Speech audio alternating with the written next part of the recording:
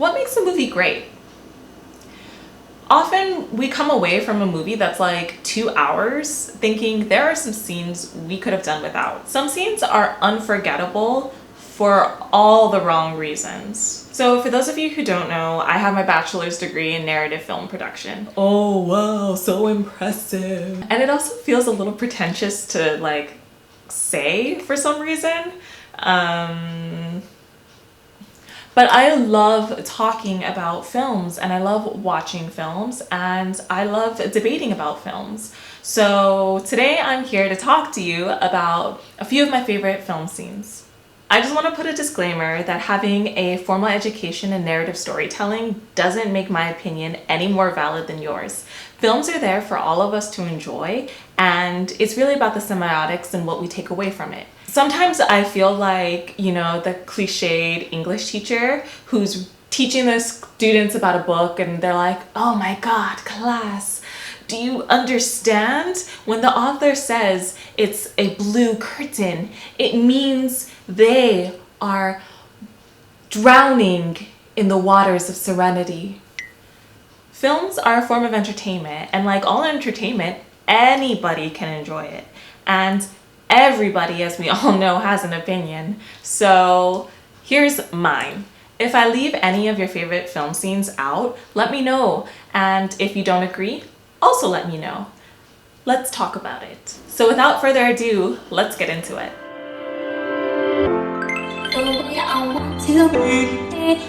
So the first scene on my list is the opening scene of Saving Private Ryan.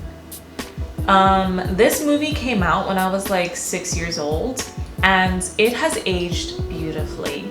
It's visually and sound editing wise incredibly impactful, and it still commands full attention if somebody puts this movie on. I guarantee you everyone will be watching it. Saving Private Ryan is a war drama film directed by Steven Spielberg. It's about a captain played by Tom Hanks, who is, along with his men, are tasked with finding a soldier, Private Ryan, after his brothers are killed in war. Saving Private Ryan really touches on the realities of war and the battles of morality that we all have.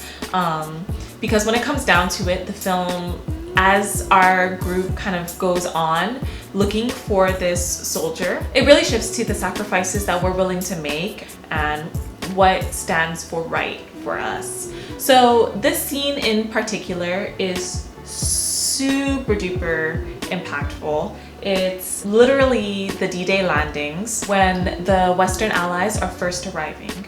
The mood is immediately set. In the original screenplay, which was written by Robert Grad, the introduction of Captain John Miller, played by Tom Hanks, was a little bit more telling of how his character behaves, whereas Steven Spielberg chooses to really show rather than tell. Again, the tone is set very early on. These men know that it's not going to be easy, and they're basically like riding into their own deaths. The shakiness of the camera and the anticipation that's built with us there in the boat with them, with the roaring sound of the waves. Not many soldiers are saying anything. A lot of them are kind of giving the expression that they are just kind of riding to meet their maker, essentially. Then the doors open and immediately we're hit with just this barrage of sound and chaos, and it's really intense, and the contrast of sound is just super impactful. It's really an emotional scene. Everywhere you look is chaos. And what I think really makes this effective and memorable is that, again, it feels like we're experiencing it as though we were there. Historically, you know what's gonna happen to these characters, but you still aren't ready for what you see. And what a way to start a movie.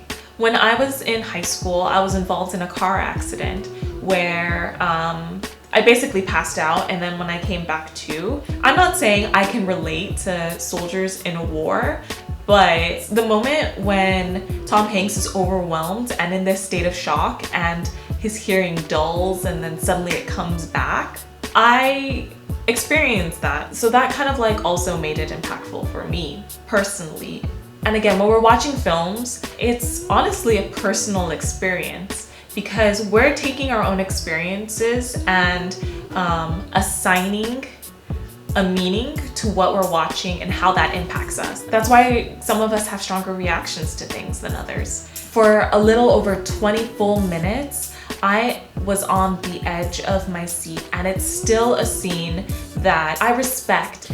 This is one of the first films that made me realize how powerful of a medium filmmaking is for storytelling. Steven Spielberg is considered a master for a reason. So keeping in vein of like epic war films, in a kind of interesting contrast, my next scene is actually the opening scene of Quentin Tarantino's 2009 Inglourious BasterDS. So what's interesting is that the opening scene, like Saving Private Ryan, introduces us to a main character. And in this case, he is the main antagonist, Colonel Hans Landa, played by Christoph Waltz. So in direct comparison with Saving Private Ryan, where we're really tight with the character, Inglourious BasterDS was filmed on a super wide 2:35:1 aspect ratio. So, you know, Quentin Tarantino's pretty much known for using really wide aspect ratios. The way this scene is filmed is relatively tame. A lot of the shots are static. So what really makes shooting on this wide aspect ratio work is the blocking and framing and the timing. And you know, I couldn't help as a film student, of course, that the framing of the doorway, I couldn't help but think of Citizen Kane. Whether or not you care for Quentin Tarantino's modern day spaghetti western film style, I would argue that you wouldn't be able to argue that this was not a successful and great scene. The scene is around 20 minutes, which I think in the screenplay the scene is written in about 17 pages, which translates to around 20 minutes screen time. And for a scene that long, that is only taking place between two characters, it's amazing how Tarantino's able to build up that sense of suspense. And one of the elements that help build the sense of suspense is the Alfred Hitchcock technique of telling your audience there's a bomb underneath the table. Literally, there's a family hiding from the Nazis under the floor and table. And the dialogue between the characters, when you think something isn't important, you don't even realize the hints that are dropped. Hans Landa is so polite, but he's flexing, asking the farmer to tell him what he already knows about himself and giving a false sense of control. You are obviously rooting for the farmer to make it out of it okay, and Tarantino has said of the character Hans Landa, he is first and foremost a detective, down to his kind of comical Sherlock Holmes pipe. The closer that Landa is to getting the information that he wants, we are visually getting closer with him, tight into the faces. There's a saying that your eyes are the windows to your soul, and we really get a visual representation of this with how close we get. What's also impressive about this film is that a very small portion of it is spoken in English. In this first scene, we're switching from German, French, German, English. And also a fun fact, this was Tarantino's first period film. Okay, so moving out of World War II and into the modern world, I would be remiss if I didn't bring up the montage scene from Parasite. So Parasite is a South Korean thriller, drama, little bit of comedy film that came out in 2019. And if you haven't watched it yet, go and watch it. It is so good. So a montage is a filmmaking technique where you use a series of short cuts to kind of express a long period of time. Parasite editor Jin Mo-young kind of creates this sort of poetry with the images, and there's a great juxtaposition of this slow motion with the quick cuts. Narratively in the story, this family is taking this wealthy woman for a ride, and kind of literally, in that the father is the key component in getting everything, in kind of getting this story across. And it's done with, you know, a little bit of humor and true kind of, I think, Korean, South Korean style. And even though it's different points in time and with involving different characters, it really feels like one fluid conversation. So again, this great juxtaposition of all of these cuts, but it's just flowing and in such a natural way, while being just visually stunning. So moving from montages, this next scene that is one of my favorites is a great example of how you can have effective storytelling with just one shot. I'm talking about, of course, the Steadicam tracking shot in Martin Scorsese's 1990 Goodfellas. This famous scene is so impressive. I believe that they had actually gotten this shot within 8 takes.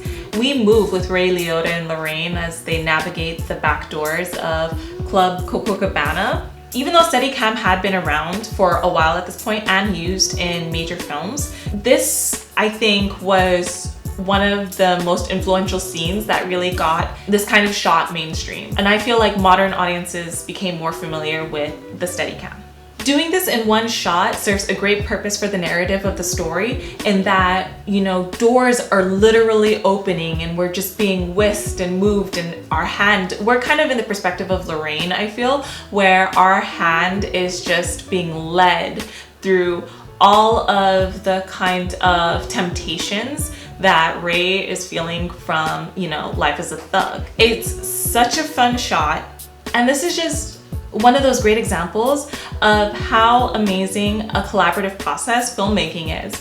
So the backstory of this shot is when Ray Liotta, you know, kind of stops and heckles the young couple or says hi to someone, maybe at the bottom of the stairs, he's stopping. Those were actually things added in the rehearsals, so that the Steadicam operator, Larry McConkey, could catch up and be able to execute. And somehow, you know, that's the beauty of Steadicam. Things are just like flow. They just float. And a fun little trivia is that when they go into the kitchen, that was only done, also added last minute, because they liked the lighting in the kitchen. So literally they like go and they walk in a giant circle and then exit through the same door that they come into. And it didn't even affect like the timing of the scene. It felt right. Okay, time to get a little nostalgic now. So the movie that made me realize I actually wanted to get into filmmaking was Charlie Kaufman's Eternal Sunshine of the Spotless Mind, directed by Michel Gondry, from 2004. The story is so hopeless romantic, and the visuals were just so experimental, and the writing too was really just compelling.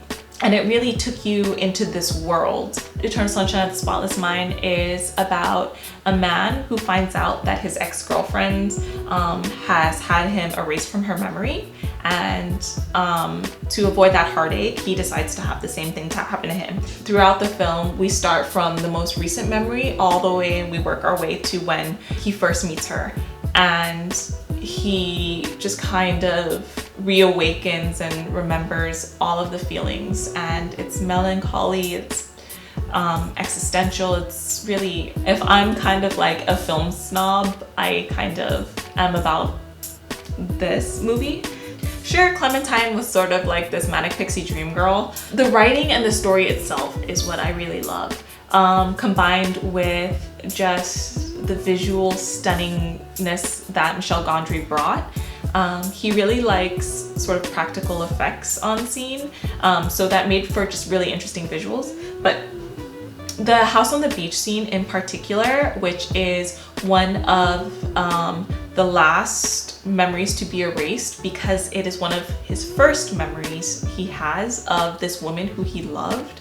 It's so intimate, and you know, the whole thing takes place in his mind, so he's really having this conversation with his mind. And just the way that it's presented, it's disjointed because it's being erased, but at the same time it's a realizing, like a really profound moment, I feel. I just think it's a really, really beautiful scene. It's one of my favorite performances from Jim Carrey. his character has, at this point, grown so much. And the tragedy is that he wakes up not remembering any of it. It's just one of those scenes where the writing was wonderful and the visuals were just spot on to the consciousness of the character, where we are really in his mind. These are not in any particular order, and there are a million more to choose from, and there are even amazing scenes in movies that I will never be able to watch in my lifetime. So I'm sure that I've missed so many amazing scenes. Please let me know what some of your most favorite film scenes are. I would love to know.